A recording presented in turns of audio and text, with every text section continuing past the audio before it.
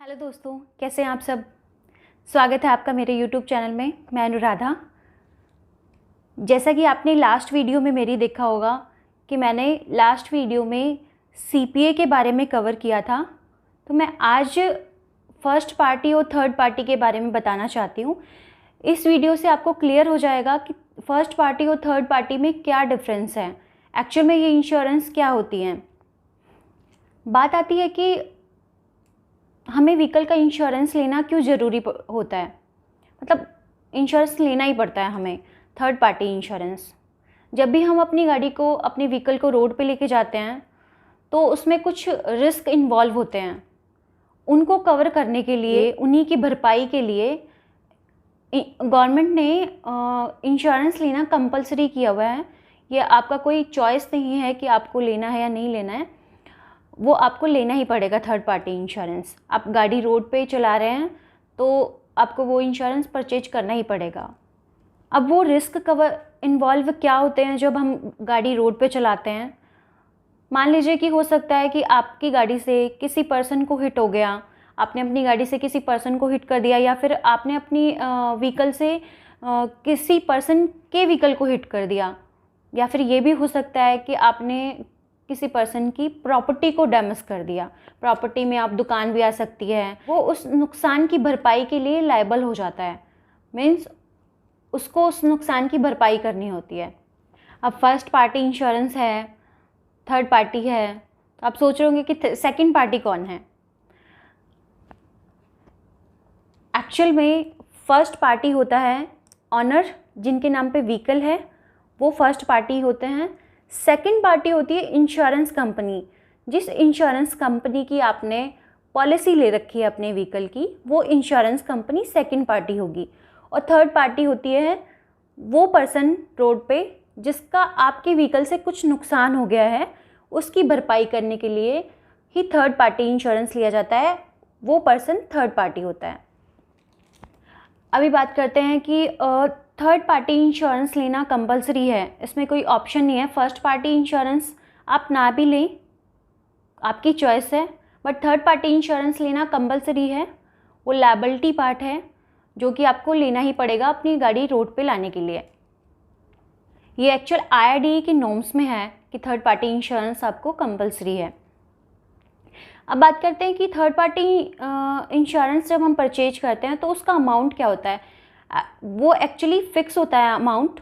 Third party का amount fix किया हुआ है, बट वो व्हीकल पे डिपेंड करता है। मान लीजिए आपका टू व्हीलर है और बाइक है 150 सीसी से कम की, तो उसका थर्ड पार्टी अमाउंट अलग होगा। 150 से ज़्यादा की बाइक है तो उसका अलग होगा। गाड़ी है 1000 सीसी के अंडर है गाड़ी आपकी, तो उसका थर्ड पार्टी अमाउंट अलग होगा। और 1000 से लेके 1500 के बीच में है तो उसका थर्ड पार्टी अलग होगा। और 1500 से अबव जो है सीसी की गाड़ी है, उनका थर्ड पार्टी अलग होगा। तो इंश्योरेंस कंपनी IRDAI ने वो फिक्स कर रखा है कि इतना थर्ड पार्टी अमाउंट होता है इस व्हीकल का। अब बात आती है कि जो थर्ड पार्टी इंश्योरेंस में है वो अमाउंट कितना मिलता है। मीन्स अगर किसी थर्ड पर्सन को हमने नुकसान कर दिया है तो वो कितना अमाउंट इंश्योरेंस कंपनी देती है, उसकी कुछ लिमिट है या वो कोई लिमिट नहीं है उसकी। एक्चुअल में वैसे तो फिक्स होता है 7.5 लाख वो फिक्स कर देते हैं, बट कुछ केसेस में वो फिक्स नहीं है। मान लीजिए किसी पर्सन की डेथ हो जाती है या फिर उनको इंजरी ऐसी होती है कि वो अर्निंग नहीं कर सकते हैं। डिपेंड करता है कि किस पर्सन को हिट किया है, वो पर्सन अपनी फैमिली में कितनी अर्निंग करता था, उसकी एज क्या है, वो कितना टाइम तक, उस एक आइडिया लगाते हैं कोर्ट वाले। कोर्ट डिसाइड करता है कि कितना अमाउंट इंश्योरेंस कंपनी को थर्ड पार्टी पर्सन को पे करना है। तो वो ऐसा कुछ फिक्स नहीं होता है। वो 1 करोड़ भी हो सकता है, वो 2 लाख भी हो सकता है, वो 6 लाख भी हो सकता है। वो फिक्स नहीं होता है ऐसा कुछ भी, वो कोर्ट डिसाइड करता है। जब भी आप थर्ड पार्टी इंश्योरेंस लेते हैं तो उसमें आप साथ में सीपीए भी कवर करा सकते हैं, आप पैसेंजर भी कवर करा सकते हैं। एक्चुअल में बहुत सारे पर्सन को ये नहीं पता है कि पैसेंजर कवर करा सकते हैं कि नहीं करा सकते, तो आप पैसेंजर भी कवर करा सकते हैं। मान के चलिए कि आपकी गाड़ी में 3 पैसेंजर हैं, एक्सीडेंट के टाइम पे किसी पर्सन को ऐसी मिसहैपनिंग होती है कि उनकी डेथ हो जाती है या कुछ ऐसी कंडीशन में होता है कि वो अर्निंग नहीं कर सकते हैं, तो उस कंडीशन में भी जो आप पैसेंजर कवर लेंगे तो इंश्योरेंस कंपनी कुछ अमाउंट फिक्स करती है, आपसे चार्ज पे करती है उस अमाउंट का। मे भी हो सकता है वो 100 रुपीज़ हो, 50 रुपीज़ हो पैसेंजर पर पैसेंजर कवर का। तो क्लेम के टाइम पे वो कुछ फाइनेंशियली हेल्प मिल जाएगी। तो आप पैसेंजर भी कवर करा सकते हैं, पीए कवर करा सकते हैं, पेड ड्राइवर कवर करा सकते हैं थर्ड पार्टी इंश्योरेंस में, और सीपीए भी कवर करा सकते हैं। अब बात आती है फर्स्ट पार्टी इंश्योरेंस क्या होता है। फर्स्ट पार्टी इंश्योरेंस में थर्ड पार्टी इंश्योरेंस तो कवर होता ही होता है, थर्ड पार्टी तो कवर होता ही होता है, साथ में आपका व्हीकल का इंश्योरेंस भी कवर होता है। मीन्स आपके व्हीकल का रिस्क भी कवर होता है।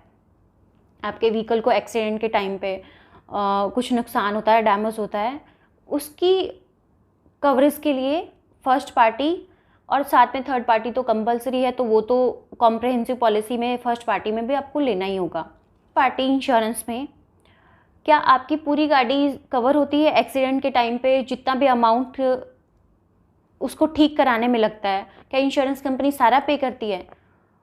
एक्चुअल में कॉम्प्रहेंसिव पॉलिसी में एक डेप्रिसिएशन भी होता है, जो इंश्योरेंस कंपनियां डेप्रिसिएशन लगाती हैं। उसमें डेप्रिसिएशन क्या होता है, मान के चलिए आपका व्हीकल 3 साल पुराना है, तो 3 साल आपने व्हीकल यूज़ किया है, तो गाड़ी की वैल्यू कम हो जाती है, उसके पार्ट्स की वैल्यू भी कम हो जाती है। अब 3 साल आपने यूज़ कर लिया है तो उसके पार्ट कहीं ना कहीं घिस गए हैं एक तरह से। तो क्लेम के टाइम पे इंश्योरेंस कंपनी ये चेक करती है, आपका व्हीकल 3 साल पुराना है और वो एक पार्ट डैमेज हो गया है आपके व्हीकल पे एक्सीडेंट के टाइम पे, वो पार्ट मार्केट में उसकी वैल्यू है 1000 रुपीज़। तो इंश्योरेंस कंपनी वेरीफाई करती है, फिक्स करती है कि इतने साल के बाद में इस पार्ट की वैल्यू हमारे यहाँ पे इतनी हो जाएगी। मान लीजिए कि वो बोल रहे हैं कि 1000 रुपये का नया पार्ट है जो कि आपके व्हीकल में रिप्लेस किया जाएगा। इंश्योरेंस कंपनी वो 1000 रुपीज़ नहीं पे करेगी आपको। जो पार्ट आपकी गाड़ी से निकाला गया है और एक्सीडेंट होने से पहले जिस कंडीशन में वो पार्ट था, मीन्स 3 साल हो गए हैं यूज़ करते हुए आपको गाड़ी, तो उसकी वैल्यू कितनी डेप्रिशिएट हो सकती है, तो इंश्योरेंस कंपनी फिक्स करती है कि इस पार्ट की वैल्यू हम इतनी लगाएंगे इतने साल के बाद। इंश्योरेंस कंपनी बोल रही है कि वो हम 700 रुपये ही कवर करेंगे, 700 रुपये ही उसकी वैल्यू थी जो आपकी गाड़ी से पार्ट निकाला गया है। मीन्स एक्सीडेंट होने से पहले जो पार्ट आपकी गाड़ी में था, जो सही चल रहा था वैसे, बट पुराना हो चुका था, उसकी वैल्यू 700 रुपये ही है। तो जो एक्स्ट्रा 300 रुपये होंगे वो आपको पे करने पड़ेंगे, तो वो कस्टमर को पे करने पड़ते हैं। तो ये डेप्रिशिएशन पार्ट जो डेप्रिशिएट हो रहा है अमाउंट, डेप्रिशिएशन कवर करने के लिए जीरो डेप की कवर लेते हैं हम। डेप के साथ में और भी एड ऑन्स होते हैं, उसके बारे में मैं डिटेल में आपको एक वीडियो शेयर करूंगी कि क्या क्या एड ऑन्स होते हैं वो ज़ीरो डेप के साथ में। तो इस वीडियो से आपको क्लियर हो गया होगा कि थर्ड पार्टी और फर्स्ट पार्टी इंश्योरेंस में क्या डिफरेंस है और क्या क्या बेनिफिट हैं और क्या हमें कंपलसरी है लेनी। अपनी नेक्स्ट वीडियो में ज़ीरो डेप के साथ में और भी एड ऑन्स जो होते हैं उनके बारे में नेक्स्ट वीडियो में बात करूँगी। आपको मेरी कैसी लगी वीडियो, ये जो मैंने आपको फर्स्ट और थर्ड पार्टी के बारे में बताया, वो नॉलेज आपको कैसी लगी, आपके लिए वो वर्क करेगी कि नहीं, मुझे कमेंट सेक्शन में कमेंट करके ज़रूर बताइएगा। और प्लीज़ अगर आपने अभी तक मेरे चैनल को सब्सक्राइब नहीं किया है तो सब्सक्राइब कर लीजिए। Thank you for watching.